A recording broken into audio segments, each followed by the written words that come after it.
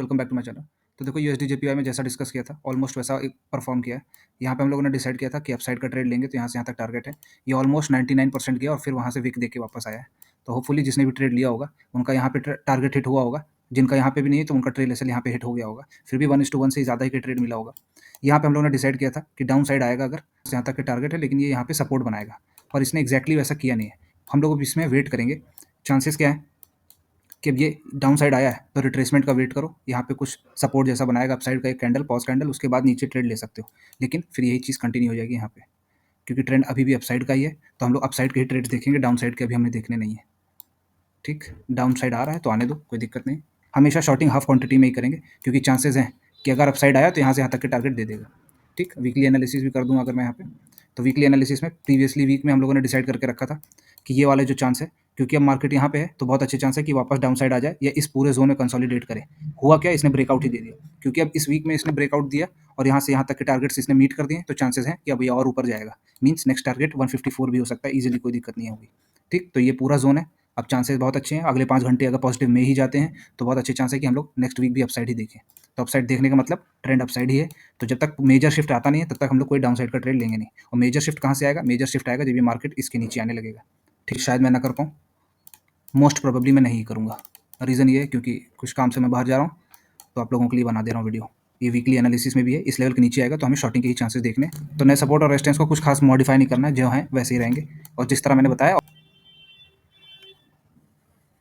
ठीक, don bitcoin में भी हम लोगों ने डिसाइड 2 चीज़ें की थी कि ये अगर इस लेवल को क्रॉस करता है तो चांसेस हैं इसको भी क्रॉस करेगा और इसको भी करेगा। पर हुआ क्या, इसने अपसाइड भी गया, ऑलमोस्ट 900 पॉइंट्स दिए यहाँ से लेकर यहाँ तक के लिए। उसने यहाँ से यहाँ तक 900 पॉइंट्स दिए और उसके बाद पूरा रिट्रेस कर गया। अच्छा, हम लोगों ने ये भी डिसाइड करके रखा था कि इस लेवल पे यहाँ पे कोई ट्रेड नहीं होगा, इसके नीचे ही शॉर्टिंग ट्रेड देखना है। तो यहाँ पे एक शॉर्टिंग ट्रेड मिला यहाँ से यहाँ तक के लिए, और जो लोग ठीक है, और यहाँ एंट्री मिलने के बाद एक ऐसे हिट हुआ डीपर और उसके बाद फिर टारगेट मिला। तो स्टॉक ट्रेडिंग में सबसे बड़ी प्रॉब्लम यही है, सबसे मेजर रीज़न जिसकी वजह से रिटेलर्स ट्रेड नहीं बना पाते हैं वो यही है। हमेशा हमें स्टॉप लॉस छोटा ही रखना पड़ेगा और टारगेट बहुत बड़े रखने पड़ेंगे। अदरवाइज इसमें चार्जेस और बाकी ऑल्स जितने भी ट्रेड्स हैं या जितनी भी चीज़ें हैं उसकी वजह से आप लॉस ही मेक करेंगे। रीज़न ये है, हमेशा टारगेट 1:4 1:5 का ही रखना पड़ेगा और एसएल छोटे ही रखने पड़ेंगे। ट्रेड मिला है, ठीक है, या तो जिसने भी एंट्री यहाँ पे ली होगी वो यहाँ पे तो ट्रेल एसएल उनका हिट हुआ होगा, फिर एंट्री लेने के बाद एक ट्रेल एसएल हिट हुआ होगा। तो यही रीज़न है कि ट्रेडिंग डिफिकल्ट है, इस कैंडल की वजह से डिफिकल्ट है। बाकी दुनिया में कोई चीज़ नहीं है जो डिफिकल्ट बनाए सिवाय इस कैंडल्स के। ये कैंडल्स हैं जिनकी वजह से हमेशा हम लोग को डिफिकल्टी होती है। ठीक है, तो जैसा बताया तो ऑलमोस्ट वैसा, बाकी आपको ट्रेड लेने में यहाँ पे प्रॉब्लम हुई होगी। अब नए सपोर्ट और रेजिस्टेंस मॉडिफाई कर देते हैं और वीकली एनालिसिस भी बना देता हूँ मैं। वीकली एनालिसिस में मोस्ट प्रोबेबली हम लोग एक्सपेक्ट कर ही रहे थे कि ये एक पॉज कैंडल बना सकता है या तो कंटिन्यूएशन में जाएगा। तो क्योंकि ये वीकली पे यहाँ पे था या कंटिन्यूएशन में जाएगा, पर क्योंकि वीकली बेसिस पे ट्रेंड अपसाइड है और ये यहाँ पे था तो बहुत अच्छे चांसेस थे कि ये इसको भी ब्रेकआउट करके और ऊपर जाएगा। पर एक पॉज कैंडल इसने बना दिया है और 2 दिन है हमारे पास। 2 दिन में जहाँ तक है ये वापस यहाँ पे ज़्यादा बड़ा नहीं बनाना चाहिए, अब इसको कंसोलिडेट ही करना चाहिए। तो यहाँ कंसोलिडेट करके जब ये इसको दोबारा क्रॉस करेगा तो बहुत अच्छे चांस है कि दोबारा हम लोगों को अपसाइड मिल जाए, 10,000 से 11,000 पॉइंट्स फिर मिल जाए। ठीक, वीकली बेसिस पे। तो अब हमें करना क्या है, फॉर मेरे तरफ से आप लोगों को कोई ट्रेड नहीं लेना चाहिए जब तक ये इस जोन में है। ठीक, नो ट्रेड जोन। और अगले 2 दिन ये कैसा परफॉर्म करता है उस पर भी बेसिस पे डिपेंड करेगा। रीज़न ये है कि ये पूरा एरिया अब वॉलेटाइल हो चुका है, यहाँ से अपसाइड गया फिर डाउन साइड गया, मीन्स वॉलेटिलिटी। और इस जोन में आप सिर्फ स्कैल्प कर सकते हैं और कुछ नहीं। ठीक, तो सिर्फ स्कैल्प करना है, कोई ट्रेड मेजर लेना नहीं है। जो सपोर्ट और रेजिस्टेंस है वो एक्जैक्टली वैसे ही रहेंगे इस जोन में जब तक रहेगा, जहाँ तक ट्रेड मत करना, और मोस्ट प्रोबेबली यहीं पे रहेगा। अगर कोई ब्रेकआउट या ब्रेकडाउन आ जाता है तो फिर वो डीपर ही रहेगा। ठीक है, कंसोलिडेशन के बाद अगर कंसोलिडेशन करता है तो फिर डाउन साइड आने के चांसेस हैं। गोल्डी भाई तो अब क्लोज होने वाले हैं। इसमें भी हम लोगों ने जैसा प्रेडिक्ट किया था ऑलमोस्ट वैसा परफॉर्म किया। यहाँ पे मैंने पहले हम लोगों का एक एसएल हिट हुआ होगा, ट्रेड ली होगी, उनका एसएल हिट हुआ होगा। रीज़न ये है क्योंकि हम लोग यहाँ पे बाइंग की अपॉर्चुनिटीज़ देख रहे होंगे, पर ऐसा कोई प्राइस एक्शन बनाया नहीं है, फिर भी जिसने भी ट्रेड लिया होगा तो उनका एक एसएल हिट हुआ होगा। यहाँ पे मैंने दोनों ही चीज़ बताई थी कि ये वाला जो लेवल है यहाँ पे शॉर्टिंग की अपॉर्चुनिटी मिलेगी डाउन साइड का, तो उधर डाउन साइड में हमें हाफ क्वांटिटी में ही ट्रेड लेना है। बाकी ये ऐसे ऐसे करके अपसाइड आएगा और एक्जैक्टली जैसा बताया था वैसा हो रहा है। ठीक, चाहो तो इसको ऐसे करके ऐसे देख लो, ऑलमोस्ट जैसा बताया था सेम वैसा ही हो रहा है। क्योंकि बाइंग मैं ऐसा क्यों बता पाया, रीज़न ये क्योंकि बाइंग की अपॉर्चुनिटीज़ ज़्यादा है। और बाइंग की अपॉर्चुनिटीज़ क्यों ज़्यादा है, क्योंकि ट्रेंड अपसाइड है। वीकली बेसिस पे भी हम लोगों ने डिसाइड करके रखा था, क्योंकि ये जिस तरह की कैंडल है इसमें हम लोगों को चांसेस कुछ नहीं दिख रहे अगर हम लोग डेली पे ना आए तो। और डेली पे एक पॉज कैंडल बनने के बाद चांसेस 2 चीज़ के सबसे ज़्यादा हाई थे, या तो ये कंटिन्यू करेगा या तो ये वापस अपसाइड जाएगा। तो चांसेस अपसाइड के ज़्यादा दिख रहे हैं, ठीक है। तो ये रहा यहाँ पे अपसाइड के वॉल्यूम्स जैसा हम लोगों ने डिसाइड किया था वैसे ही दिख रहे हैं। अब ये अपसाइड आने दो और वीकली क्लोज देने दो, बाकी मैं नए सपोर्ट और रेजिस्टेंस मॉडिफाई करूँगा। इसमें बाइंग की अपॉर्चुनिटी अगर किसी को मिलेगी, अब अभी कोई ट्रेड नहीं लेगा, मंडे को कोई बाइंग की अपॉर्चुनिटी मिलती है तो यहाँ से यहाँ तक के टारगेट रहेंगे और अपसाइड के भी यहाँ पे मेजर टारगेट्स रहेंगे, ठीक। और ये जो सपोर्ट्स हैं अब इनको मैं हटा देता हूँ। बैंक निफ्टी में भी सेम चीज़, वीकली बेसिस पे अगर देखें तो ये हम लोगों ने डिसाइड करके ही रखा था कि ये वाला लेवल है, यहाँ पे 50-50 रहेगा और चांसेस क्या है कि अपसाइड जाए या डाउन साइड जाए। यहाँ से दो चांसेस थे कि ये वापस इस मूव को कंटिन्यू करे और एक रेड कैंडल दे दे, या अपसाइड जाए और एक बुलिश पैटर्न बना दे। तो इसने बुलिश पैटर्न बना दिया और ये वाला टारगेट हम लोगों का ईजी था। प्रीवियस वीडियो देख सकते हो, उसमें हम लोगों ने डिसाइड करके बताया भी था। हम लोगों ने ये प्रिडिक्शन भी बनाया था कि 56,500 ईजिली आने के चांसेस हैं और वो आ भी गए, जबकि 600 तक आ गए, जबकि हम लोगों ने 56,500 बोला था। तो अब नए सपोर्ट और रेजिस्टेंस मीन्स एक पॉज कैंडल आने के चांसेस हैं या कंटिन्यूएशन हो सकता है। मीन्स हम लोगों को अपने जो ट्रेड्स हैं अब उन्हें थोड़ा केयरफुली ट्रेड करना पड़ेगा। रीज़न क्या है कि ये वाला जो ट्रेड है, इस ट्रेड में ये होता है कि ये डाउन साइड आए और बियरिश जैसा एंगल बनाए, इसको हटाना ही पड़ेगा, कि ये बियरिश जैसा एंगल बनाए और बियरिश होने के बाद थोड़ा बहुत डाउन साइड आने के बाद फिर अपसाइड जाए, या तो ये डायरेक्टली अपसाइड जा सकता है। और प्रोबेबिलिटी ज़्यादातर इस बात की लग रही है कि ये कंसोलिडेट करेगा, ठीक।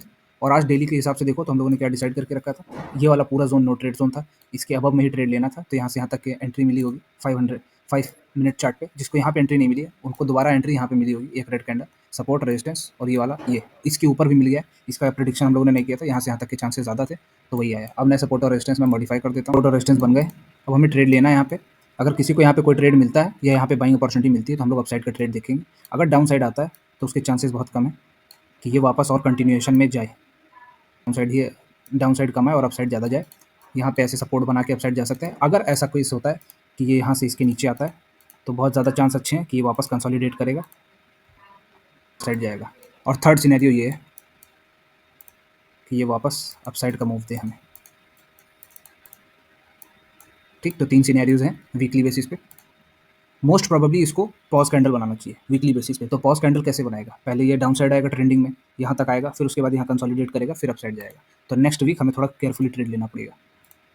क्रूड ऑयल में हम लोगों ने डिसाइड करके रखा था कि ये वाले जोन में जब तक रहेगा यहाँ पे सिर्फ स्कैल्पिंग की ट्रेड्स देखने, जब तक इस लेवल को क्रॉस ना करे। और इसने इसको क्रॉस कर दिया और यहाँ से यहाँ तक के ट्रेड भी मिला होगा। जिसको भी ट्रेड नहीं मिला वो वापस एंट्री लेने के लिए वेट कर सकता है। यहाँ पे 1000 पॉइंट्स ईजिली मिल गए हैं क्रूड पे 1 लॉट पे। तो अब नए सपोर्ट और रेजिस्टेंस मॉडिफाई कर देते हैं और नए सपोर्ट और रेजिस्टेंस मॉडिफाई हो गए हैं। अब हमें यहाँ पे शॉर्टिंग अपॉर्चुनिटी देखनी चाहिए, पर क्योंकि मार्केट्स बंद है, आज बंद हो जाएंगे। अगर कोई कैरी फॉरवर्ड पोजीशन ले जाना चाहता है तो ले जा सकता है। और रीजंस मैं दिखाऊंगा। ये जो एंगल है ये बेयरिश एंगल था, इस अब ये ब्रेक डाउन दे रहा है। और ब्रेक डाउन देने के बाद बहुत अच्छे चांस किस बात के कि ये जो ब्रेक डाउन है यहाँ से यहाँ तक तो ईजिली आएगा, ठीक। 1500 पॉइंट्स, नेक्स्ट 4000 से 5000 पॉइंट्स ईजिली अचीवेबल है। रीज़न ये है क्योंकि अभी यहाँ से यहाँ तक डाउन साइड बहुत ईजिली दे सकता है नेक्स्ट वीक में, ठीक है। तो अब नए सपोर्ट और रेजिस्टेंस मैं मॉडिफाई कर दे रहा हूँ, रेजिस्टेंस मैं मॉडिफाई कर देता हूँ। इसमें यह है कि अगर तो ये यहाँ से यहाँ तक नहीं आता है, ठीक, फर्स्ट सिनेरियो में अगर ये ऐसा चांस नहीं देता है तो लास्ट सिनेरियो में यही है कि ये यहाँ से कंसोलिडेट करेगा और आपको एक डाउन साइड का मूव मिलेगा और मेजर डाउन साइड का मिलेगा, ठीक। अभी के लिए फ़िलहाल यही है क्रूड में वीकली बेसिस पे भी, क्योंकि वीकली बेसिस पे अगर हम लोग इसको जज करें तो ये पूरा जोन बहुत अच्छे चांस है कि ये पूरा गैप यहाँ से यहाँ तक आया है और ये वापस इसको यहाँ से यहाँ तक टच दे दे। सेंसेक्स में, ठीक। तो सेंसेक्स में देखो हम लोगों ने डिसाइड किया था ये नो ट्रेड जोन रहेगा। अगर इसके नीचे आता है तो हाफ क्वांटिटी में ट्रेड लेंगे। अपसाइड के टारगेट्स मैंने बता के रखे थे, एक्जैक्टली वैसे ही हुआ और यहाँ से यहाँ तक इजीली मिल गए और ये वाला टारगेट भी अचीव हुआ। और नए सपोर्ट और रेजिस्टेंस देखो एक्जैक्टली कैसे वर्क किया। तो अब नए सपोर्ट और रेजिस्टेंस मॉडिफाई कर देते हैं। सपोर्ट और रेजिस्टेंस मॉडिफाई हो गए। तो अगर कोई बाइंग ट्रेड मिलता है तो यहाँ से यहाँ तक के टारगेट्स रहेंगे, पर चांसेज हैं कि हमें ऐसा एक ट्रेड दिखे यहाँ से यहाँ तक इस तरह डाउन आए, फिर यहाँ पे या तो ऐसा एक विक बनाए और फिर सपोर्ट बना के अपसाइड जाए, ठीक। तो ये वीकली बेसिस पे हो सकता है, नो ट्रेड जोन रहेगा और यहाँ पे हम लोग इसके नीचे बेयरिश हो जाएंगे, ठीक। तो ये 3 सिनेरियो है। वीडियो अच्छी लगी तो like and share friends, thank you.